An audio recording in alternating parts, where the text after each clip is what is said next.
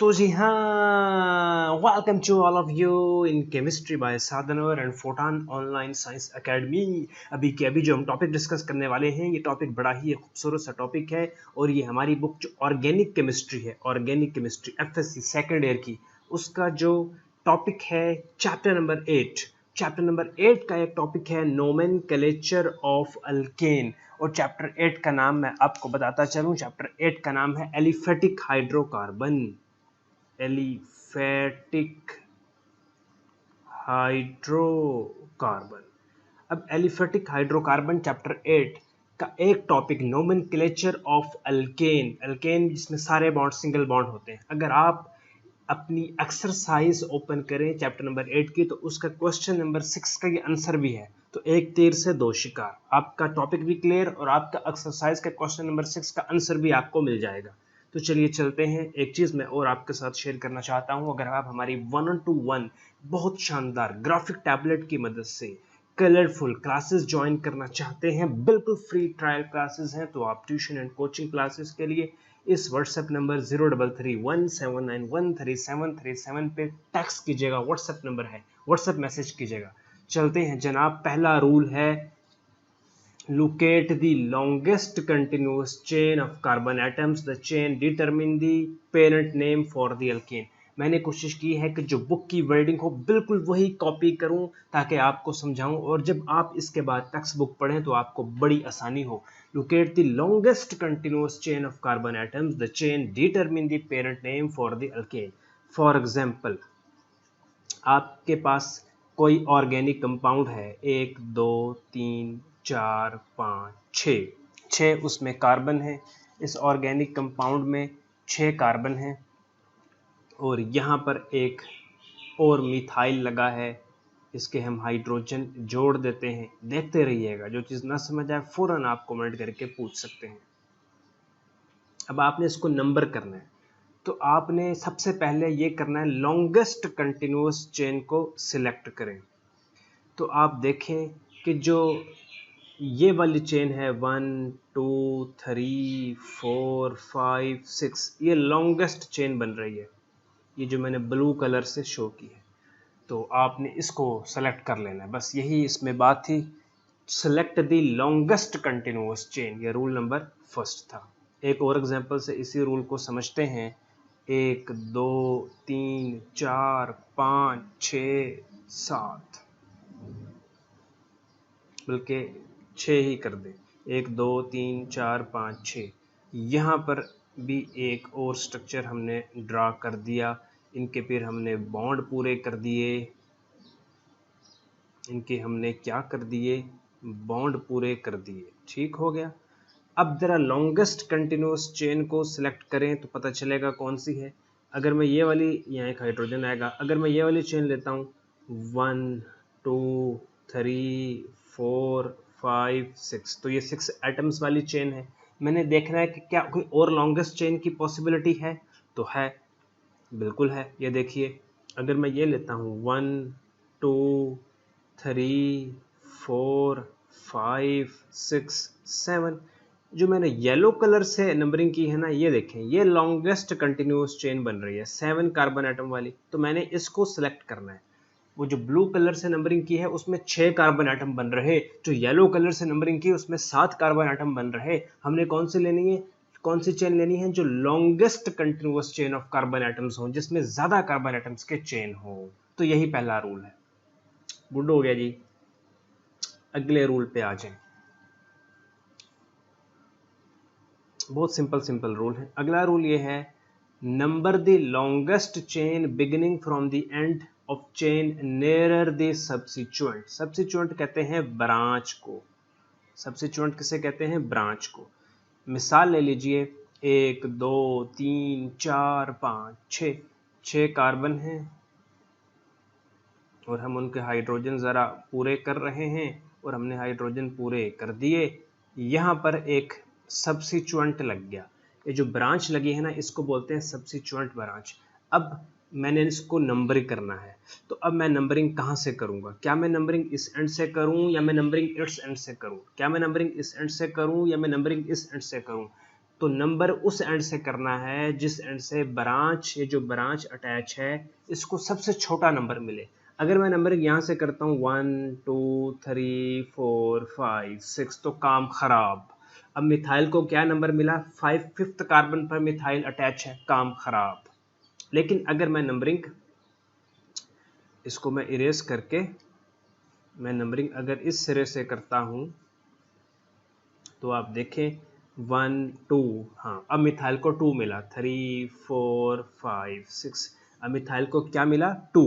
ये हमारी सब्स्टिट्यूएंट है, इसको बोलते हैं ब्रांच या सब्स्टिट्यूएंट। इसको कौन सा नंबर मिला 2। और हमने क्या चाहना है कि नंबर वहां से करो, number the longest chain beginning from the end, उस सिरे से उस एंड से शुरू करो, नियर द सब्स्टिट्यूएंट, जहां सब्स्टिट्यूएंट करीब करीब हो, यानी सब्स्टिट्यूएंट को ब्रांच को सबसे छोटा नंबर मिले। ठीक, एक और एग्जांपल ले लेते हैं। 1 2 3 4 5 6,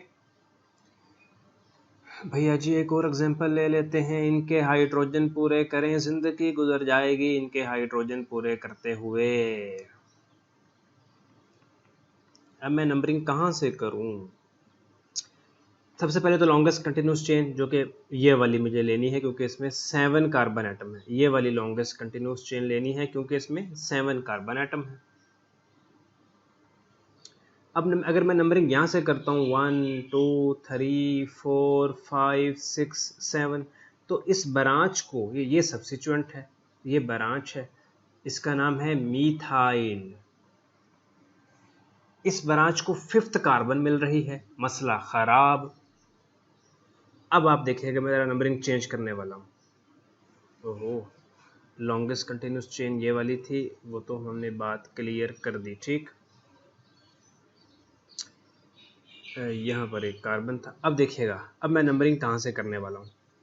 अगर मैं नंबरिंग यहाँ से करूँ 1 2 3 4 5 6 7 तो गुड हो गया। अब इस मिथाइल को 3 पोजीशन मिल रही है, 3 कार्बन मिल रही है। ये जो ब्रांच अटैच है, ये जो सब्स्टिट्यूएंट अटैच है, अब ये कार्बन नंबर 3 के साथ अटैच है और हमने यही करना है कि ब्रांच को सबसे छोटा नंबर मिले। चलते हैं अगले रूल की तरफ। ठीक, rule number 3, use the numbers obtained by the application of rule 2। मैंने बिल्कुल बुक की वर्डिंग किया था कि आपको टेक्स्ट बुक में समझने में आसानी हो। Use the numbers obtained by the application of rule 2। Rule 2 से जो आपको ब्रांच का नंबर पता चला है उसको यूज करना है। पहले ये जो रूल है इसे बाद में पढ़ेंगे, पहले एक एग्जांपल से इस रूल को समझते हैं। 1 2 3 4 5 6, यहाँ पर एक ब्रांच अटैच है, इसके हाइड्रोजन पूरे कर दो भैया, ताकि ये खुश हो जाए कि मेरी वैलेंसी पूरी हो गई। अब देखिएगा नंबरिंग हमने कहाँ से करनी कि ब्रांच को छोटा तरीन नंबर मिले, यानी 1 2 3 4 5 6। तो ब्रांच का नंबर क्या बना, कार्बन नंबर 2। तो ब्रांच का नंबर क्या बना, कार्बन नंबर 2। तो अब ये जो ब्रांच अटैच है इसको कहते हैं मीथाइल। ठीक, मीथाइल। तो हम कहेंगे 2 मीथाइल, 2 मीथाइल। 6 कार्बन वाले को कहते हैं हेक्सेन। तो ये बस यही रूल नंबर 3 है और कुछ भी नहीं है, यही रूल नंबर 3। अब पढ़ो, use the numbers obtained by the application of rule 2। Rule 2 से जो आपको ये पता चला कि ब्रांच की जो पोजीशन का नंबर है उसको यूज करो।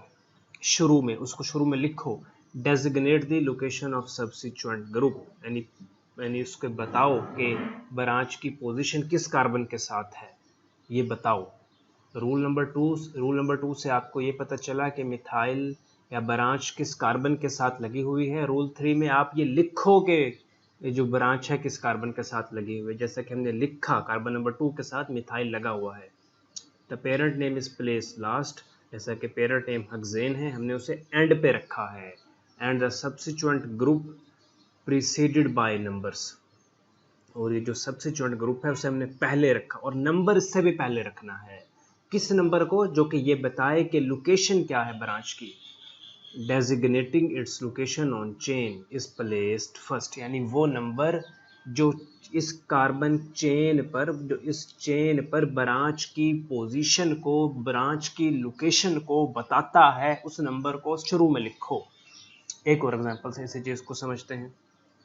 देखिएगा 1 2 3 4 5 6 और यहाँ पर एक और चेन है और हमने चूंकि लॉन्गेस्ट चेन लेनी है तो हम, आपको पता चल गया कि हम लॉन्गेस्ट चेन कौन सी वाली लेंगे बच्चों।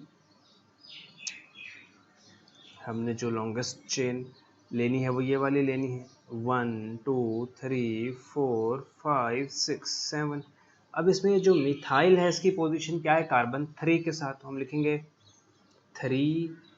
हाँ, यानी जो मिथाइल की ब्रांच की जो पोजीशन है उसको सबसे शुरू में लिखो, उसका जो नंबर है पोजीशन का वो सबसे शुरू में लिखो, 3 मिथाइल। और जो पेरेंट नेम है, पेरेंट नेम 7 कार्बन वाली को क्या कहते हैं, हेप्टेन। पेरेंट नेम फिर एंड पे लिखेंगे। ये रूल नंबर 3 था। अब आ जाओ रूल नंबर 4 पे। When 2 or more substituents are present, give each substituent a number corresponding to its location on the longest chain। Example से इसी बात को डिस्कस करते हैं। 1 2 3 4 5 6, इनके हाइड्रोजन पूरे करो। यहाँ पर एक मीथाइल है, इनके हाइड्रोजन पूरे करो। यहाँ पर एक इथाइल है। अच्छा, लॉन्गेस्ट कंटिन्यूस चेन आपने सेलेक्ट कर लेनी है, देख लेना है कि लॉन्गेस्ट कंटिन्यूस चेन कौन सी है। मैं आपको बता देता हूँ, ये वाली है लॉन्गेस्ट कंटिन्यूस चेन। ठीक, अब नंबरिंग क्या इस एंड से करूं या नंबरिंग इस एंड से करूं, ये इसमें समस्या है, ये इसमें आपने समझना है। अगर मैं नंबरिंग इस एंड से करता हूं 1 2 3 4 5 6, तो इस ब्रांच को 5 मिलेगा और ये जो ब्रांच है इसे कहते हैं इथाइल, और इस ब्रांच को की जो पोजीशन है, जो लोकेशन है वो 3 मिलेगी। तो ये तो एक मसला है।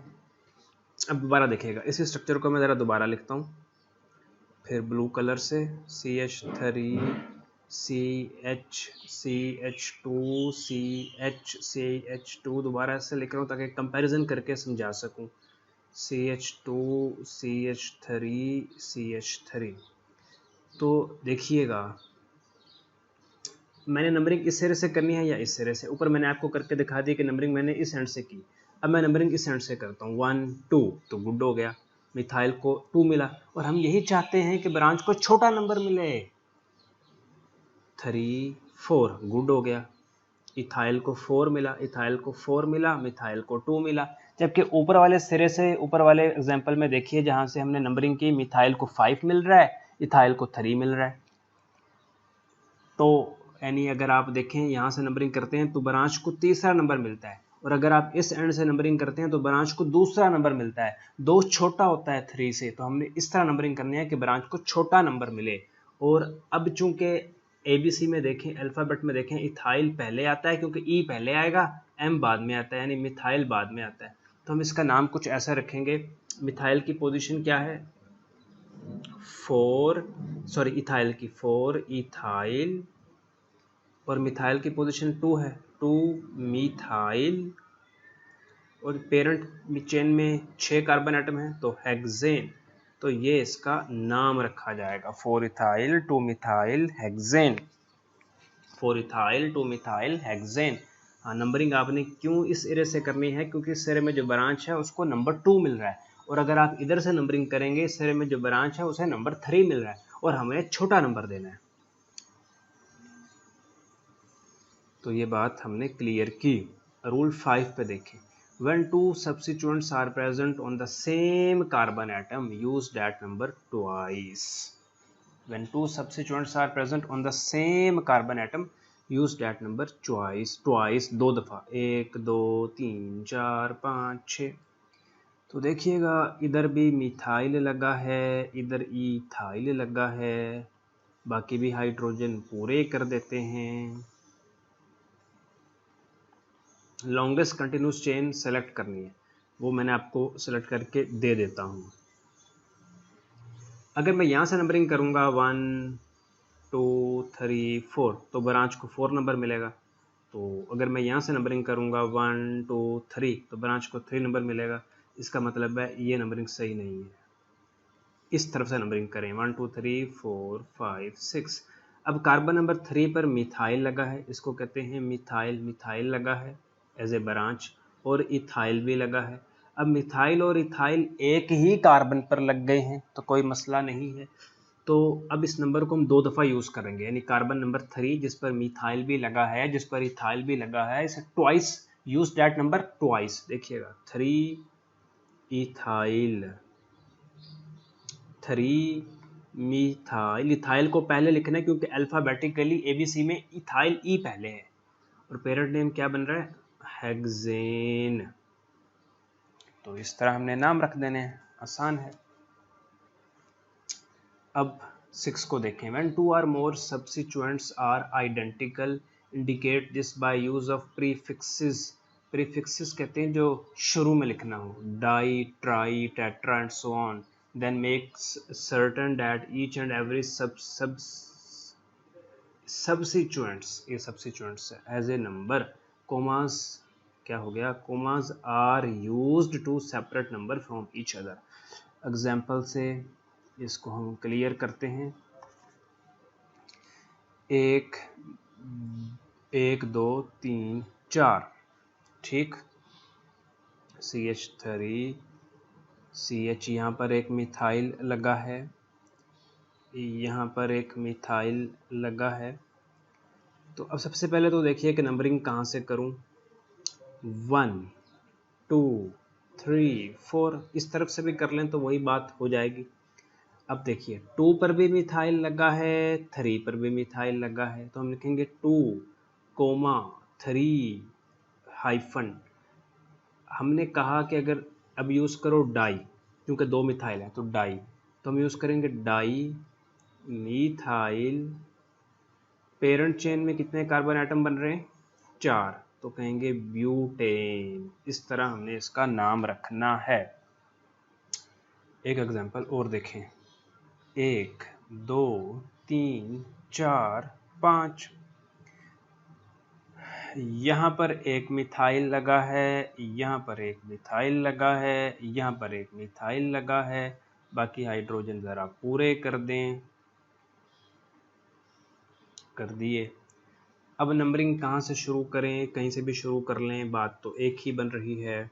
तो नंबरिंग फिर कहीं से भी शुरू कर लें, यहाँ से कर लेते हैं।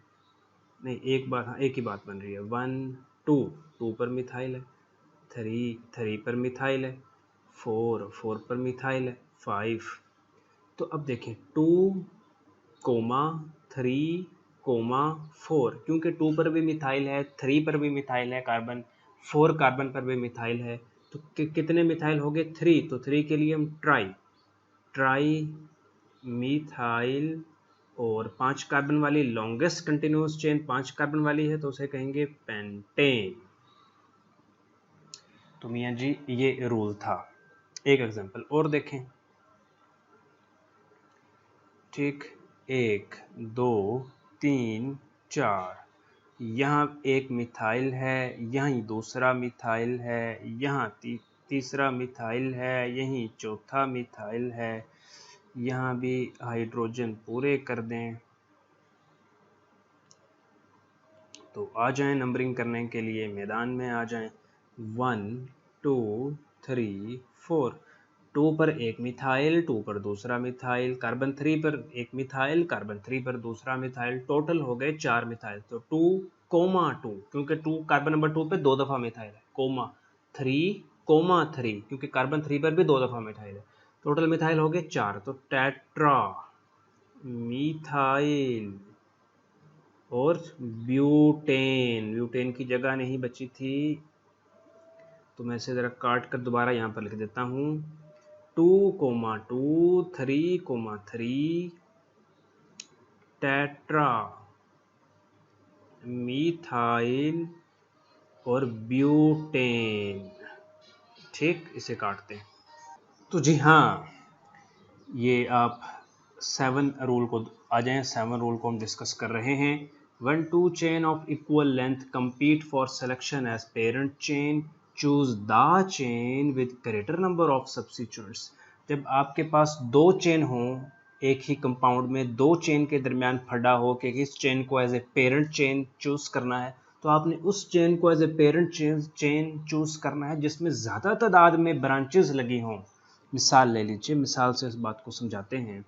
1 2 3 4 5, ये 5 कार्बन वाला एक स्ट्रक्चर है और यहाँ पर लगा हुआ है एक मिथाइल और यहाँ पर लगा हुआ है एक इथाइल और यहाँ पर लगा हुआ है एक मीथाइल। एक तो यही स्ट्रक्चर है। अब मैं इसको नंबर ज़रा देता हूँ, ये देखिएगा। सबसे पहले तो लॉन्गेस्ट कंटिन्यूस चेन सेलेक्ट करनी है। अगर मैं यूं करूं 1 2 3 4 5, तो ये भी तो एक लॉन्गेस्ट कंटिन्यूस चेन बन रही है, ये भी तो एक लॉन्गेस्ट कंटिन्यूस चेन बन रही है 5 कार्बन वाली। ठीक हो गया, यानी 5 कार्बन वाली को एज ए का पेरेंट जो होगा वो पेंटेन होगा। एक तरीका तो लॉन्गेस्ट कंटिन्यूस चेन्स इस तरह से सेलेक्ट करो। इसी स्ट्रक्चर को मैं दोबारा लिख रहा हूँ ताकि आपको ये रूल 7 क्लियर हो जाए। यहाँ पर एक मिथाइल लगा है और फिर कहाँ पर का मिथाइल लगा था, एक मिथाइल यहाँ पर लगा है और एक इथाइल यहाँ पर लगा है। अब मैं लॉन्गेस्ट कंटिन्यूस चेन सेलेक्ट करता हूँ कुछ इस तरह से 1 2 3 4 5, ये मैं लॉन्गेस्ट कंटिन्यूस चेन सेलेक्ट कर रहा हूँ। ये भी पेंटेन है क्योंकि 5 कार्बन है। लेकिन ये जो मेरे राइट साइड पर है, ये वाली, ये जो राइट साइड पर है ना, राइट साइड पर ये वाली, इसमें देखें, इस जो लॉन्गेस्ट कंटिन्यूस चेन में आपको ज़्यादा ब्रांचेस दिखेंगी। एक ये वाली ब्रांच दिखेगी, एक ये वाली ब्रांच दिखेगी, एक ये वाली ब्रांच दिखेगी, 3 ब्रांचेस दिखेंगी। और हमने वो वाली लॉन्गेस्ट कंटिन्यूस चेन सेलेक्ट करनी है जिसमें ग्रेटर नंबर ऑफ सब्स्टिट्यूएंट्स हों। जबकि यहाँ पर आप देखें, आपको जो ब्रांचेस की तादाद दिखेगी बस एक ये वाली ब्रांच जो कि कार्बन नंबर 2 पर है और एक ये वाली पूरी ब्रांच जो कि कार्बन नंबर 3 पर है। इसे कहते हैं आइसोप्रोपाइल। तो इसका नाम कुछ ऐसे बनेगा, एक तो कार्बन नंबर 2 पे ब्रांच है और एक कार्बन नंबर 3 पर ब्रांच है, तो इसका नाम ऐसे बनेगा 3 आइसोप्रोपाइल 2 मिथाइल पेंटेन। इसमें सिर्फ 2 ब्रांचेस हैं, एक कार्बन नंबर 3 पे ब्रांच जो कि आइसोप्रोपाइल है और एक कार्बन नंबर 2 पे ब्रांच जो कि मिथाइल है।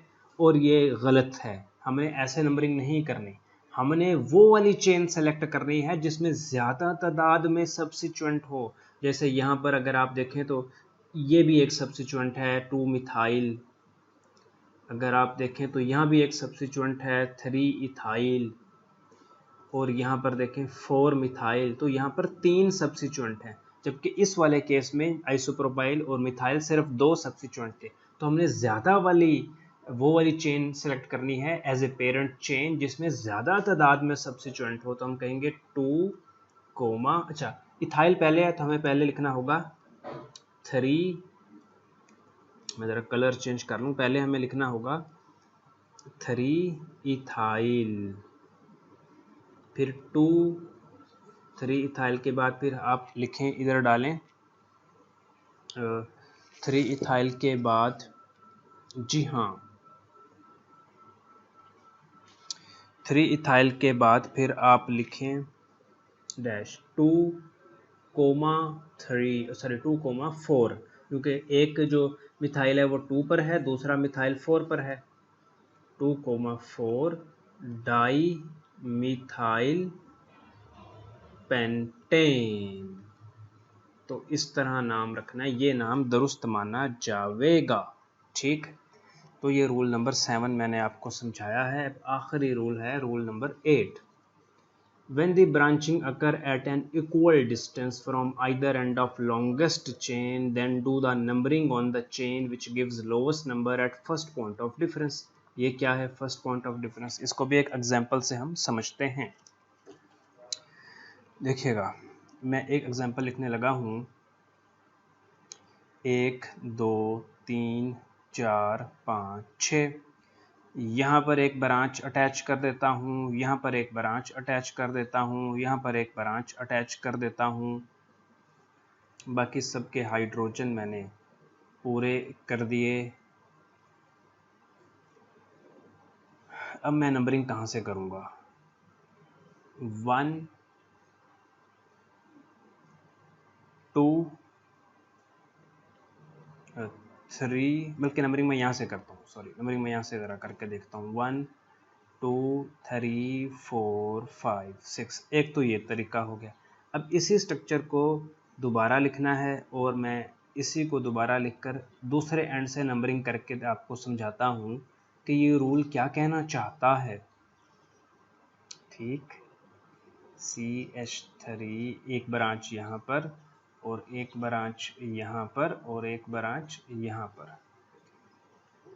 बस वीडियो ज़रा लेंथी हो रही है, ख़त्म होने वाली है, आपने घबराना नहीं। 1 2 3 4 5 6। तो यहाँ पर देखें, अगर मैं नंबरिंग इस एंड से करता हूँ तो एक ब्रांच ये है, एक ब्रांच ये है, एक ब्रांच ये है। और अगर मैं नंबरिंग इस एंड से करता हूँ तो एक तो 2 पे ब्रांच है, फिर 4 और 5 पे ब्रांच बन रही है। तो 4 और 5 तो बड़े नंबर हैं। अगर मैं इस एंड से नंबरिंग करता हूँ तो एक ब्रांच 2 पे बनती है, दूसरा 3 पे बनती है। तो हमने कोशिश करनी है कि ब्रांच का नंबर छोटा छोटा बने। अच्छा, अब पॉइंट ऑफ डिफरेंस कहाँ पर आ रहा है? पॉइंट ऑफ डिफरेंस 3 पर आ रहा है। इस लाइन को ज़रा मटाएं और पॉइंट ऑफ डिफरेंस को समझें कि ये जो कार्बन नंबर 3 है और इधर की जो कार्बन नंबर 3 है, इस पर आ रहा है पॉइंट ऑफ डिफरेंस। अगर मैं इस तरह से नंबरिंग करता हूँ इस एंड से, जो कि मेरा लेफ्ट एंड बन रहा है, तो इससे नंबरिंग करने से कार्बन नंबर 3 पे कोई ब्रांच नहीं आ रही। अगर मैं इस तरह से नंबरिंग करता हूँ जो कि मेरा राइट एंड बनता है, तो कार्बन 2 पर तो ब्रांच आ ही रही है, दोनों में कार्बन 3 पर भी ब्रांच आ रही है। तो ये पॉइंट ऑफ डिफरेंस है, जो कार्बन नंबर 3 है, ये दोनों में पॉइंट ऑफ डिफरेंस है। तो हमने कोशिश करनी है, हमने नंबरिंग उस एंड से करनी है जिस एंड पे ज़्यादा ब्रांचेस लगी हों। इस एंड से नंबरिंग करें तो 2 पे तो ब्रांच है, फिर 3 पे कोई ब्रांच नहीं, 4 पे ब्रांच है और 5 पे ब्रांच है। और इधर देखें तो 2 पे भी ब्रांच है, 3 पर भी ब्रांच है, फिर 5 पर ब्रांच है। तो देखें 2 4 5 2 3 5, कौन से वाले को हमने प्रेफर करना है कि जो छोटे नंबर हों। जैसा कि 3 छोटा है, 4 बड़ा है, तो हमने 3 वाले को प्रेफर करना है।